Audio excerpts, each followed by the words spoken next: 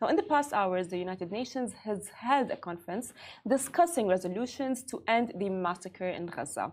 And in a historic vote of 14 votes in favor, the Security Council adopts resolution demanding an immediate ceasefire in Gaza for the month of Ramadan, leading to a lasting sustainable ceasefire and the immediate and conditional release of all hostages. 14 countries voted in favor, while the USA noticeably abstained, while Russia tried to push the word permanent into the resolution. However, the USA voted against this. Antonio Guterres, the Secretary General of the United Nations, made it clear that this resolution is now protected under international law. This is the news that we've all been waiting for. We're going to see a 2-week ceasefire in Gaza. Many people are saying, is it enough? I don't think it's enough, and people are very disappointed. If the comment section, and I just want to talk about the comment section because everyone's saying, why are we talking about the ceasefire now? Because Ramadan's going to end. We want a permanent ceasefire. You know what I mean? Because does not mean 2 weeks is going to end the massacre that Palestine is in at the moment. And the comment section are just brutal. They're like, no, we want an immediate ceasefire. This is not enough. A lot of things are being said. 2 weeks might give hope to people in Gaza that there could be a more permanent solution on the way. 2 weeks isn't enough. It's not, no. However, at least it's something. At least it's something. And it's interesting to see how the USA, again, has noticeably abstained from these votes, which has been a constant. However, Russia pushing forward the permanent, trying to get that permanent word in there, which would mean everything. And it wasn't passed. Yeah. It's a small step, and as you said, it's a leading step. It will lead into something. At least they were able to get this passed. But as you said, this ceasefire is for 2 weeks. Yes. Everyone is excited, but at the end of the day, it's only 2 weeks. Yeah, but when you open the comment section, they're all really disappointed because they expected a permanent ceasefire for this massacre that has been happening. And this just leads me to the fact that, it just makes me proud that social media just allows us to voice our opinions no matter what happens. I can just have an opinion and I can just comment, and no one's gonna hold me accountable for it because I am entitled to comment on a post or even on something that just bothers me. Well, to an extent. Yes. Yeah, it is. I mean, I only say that you're so right because in this case, we can really assess the public court of opinion on a medium level. Then that leads to that cancel culture, and people can say things online that they haven't essentially researched. I could get behind backing cancelling someone when I may not know the whole context of their story, but then it goes to the bigger level of people who've actually been removed from social platforms like Andrew Tate for his misogynist opinions. So voicing your opinion, great, but then obviously there's always going to be the outliers who kind of ruin it for everyone. I mean, Casey, look, I feel because we live in the digital era, right?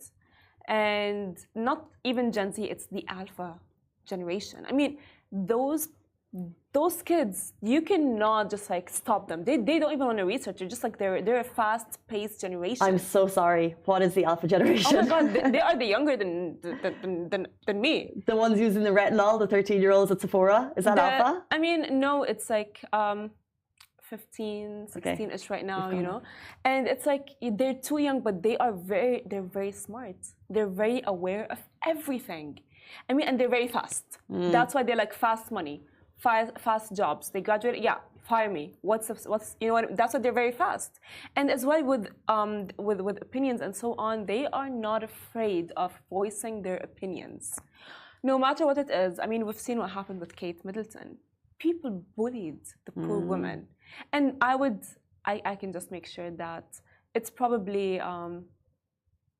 someone who thinks that they're entitled for opinions, and as well that alpha generation. And even, by the way, both of our generations, they are actually very, at this point, you just need to coordinate with social media, you know what I mean, and go with the let's say the flow of it, or go against it. But I think when you see here, a lot of people like the post, so you'll really gauge the assessment here. So there's 10,000 likes. It's a lot of likes. However, the majority of people are saying, why are people clapping over 2 weeks? Really, is there still is the UN still even practicing? If only the tables were turned and it was happening elsewhere, then we would see who would actually vote yes or no.